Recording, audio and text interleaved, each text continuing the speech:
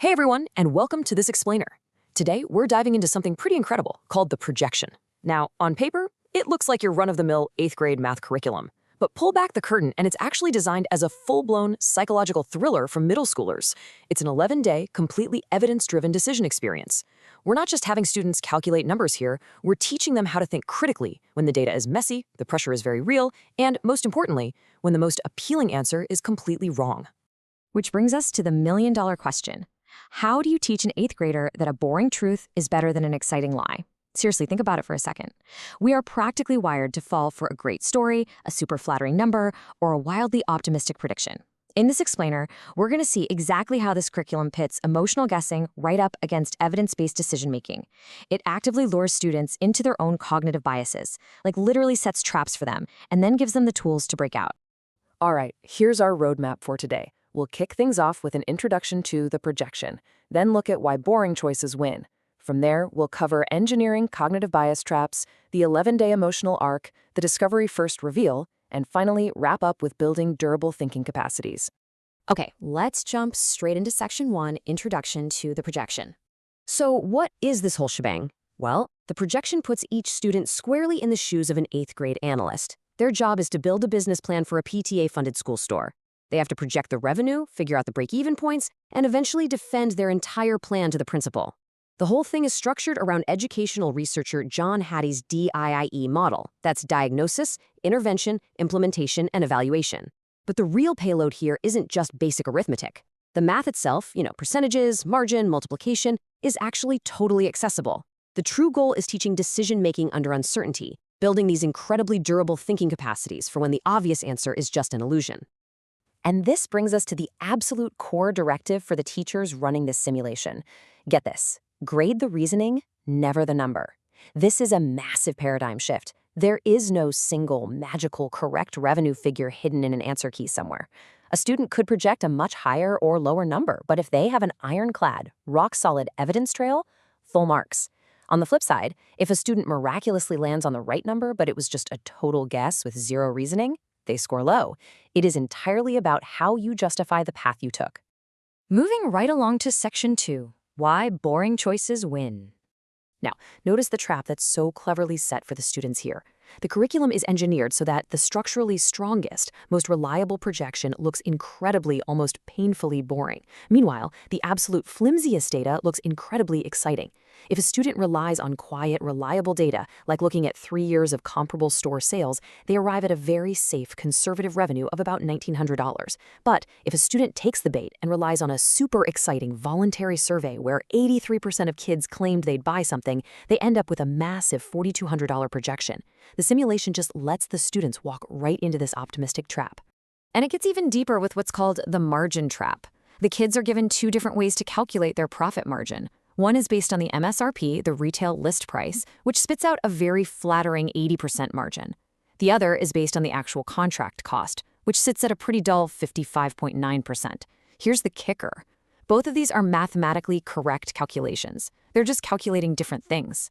But only that 55.9% is what the store actually keeps in the bank after paying its suppliers. The boring, fully costed 55.9% is the harsh reality a real business plan has to use. If they use the 80% figure, their profit gets artificially inflated, and suddenly their break-even timeline looks like a few easy weeks instead of several grueling months. Okay, Section 3, Engineering Cognitive Bias Traps.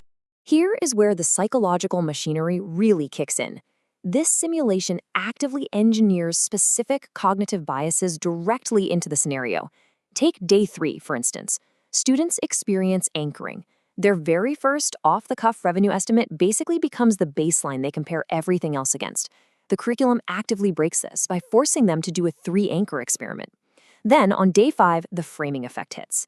It makes that 80% margin look way too good to pass up. How do they break it? The teacher forces them to reframe the entire story in plain, boring contract cost dollars. And by day 8, oh man, the sunk cost fallacy sets in. The students do not want to change their numbers because, well, they've been working on them all week. To break this one, the teacher drops a strategic, clean slate question. But wait, the curriculum ramps up the rigor even further by actually overlapping these biases. On 3 specific keystone days, 2 biases compound. It's a double whammy. For example, on day 8, sunk cost supplies the motive to hold on to their flawed, overly optimistic projection. They think, I already spent days writing this. Meanwhile, optimism bias supplies the rationalization. Well, our school store is just different and better than the comparable ones. When biases interact like this, simple single bias countermoves just fail. The curriculum requires teachers to use an interaction move, meaning they have to address the sunk cost and the base rate optimism simultaneously to finally snap the student out of the trap. Section 4, the 11-day emotional arc. This isn't just a math unit, it's a carefully paced emotional roller coaster. On day 0, they set a baseline and commit to being graded purely on their reasoning. By day 3, they're kind of unsettled when they realize their very first guess is dragging all their numbers around. Days 4 through 6, that's a stretch of analytical confidence, but it's totally mixed with the pressure of these compelling, exciting narratives. But then comes day 7, the reckoning. This is the massive reality check where actual, hard sales data finally lands. Day 8 becomes the hardest moment of the whole experience, the agonizing decision to either revise their work or hold stubborn. And day 9 brings the resolve of signing a binding final commitment. All right, let's talk about the absolute shock of day 7, 34%. Ouch.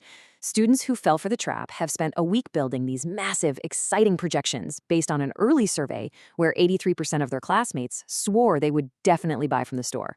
But on day 7, the actual sales data from a comparable real-world school store gets dropped on their desks. Their actual conversion rate? A measly 34%. Yeah, it turns out 8th graders aren't quite as loose with their actual wallets as they claim to be on anonymous surveys. This completely shatters the illusion. The real demand is roughly 40% of what that optimistic survey promised. So this forces the ultimate, painful decision. Do they ignore the real data to protect their ego?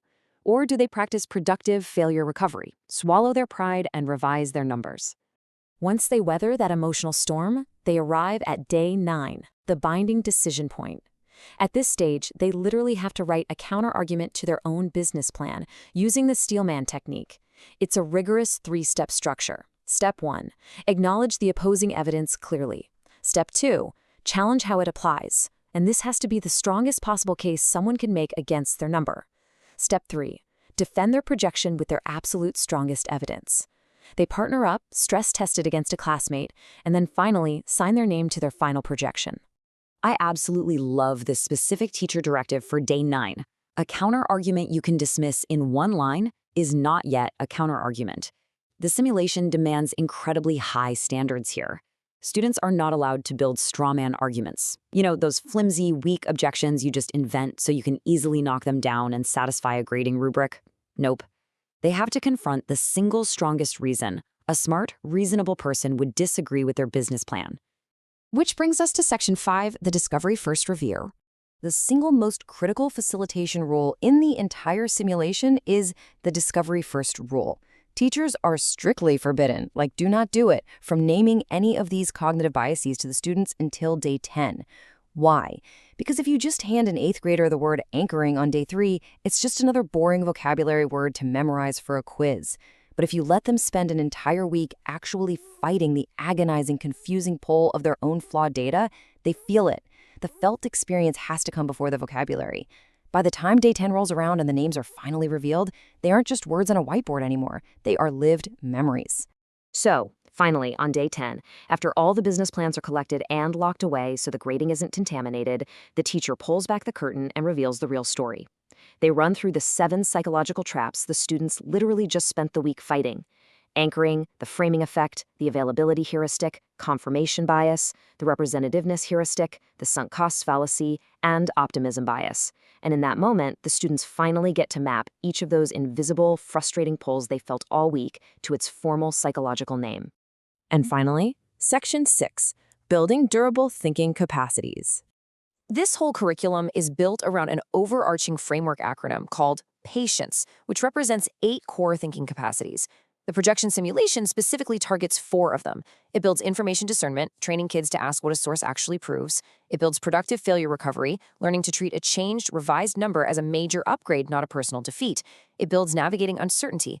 But the standout, the primary distinctive lead here, is thinking about your thinking, metacognition. It is the capacity to independently step back, watch your own reasoning happen in real time, and audit your own personal biases. To give you a little broader context on how this fits into the larger curriculum, the projection is an individual format simulation, so naturally its distinctive lead is that internal solo thinking about your thinking.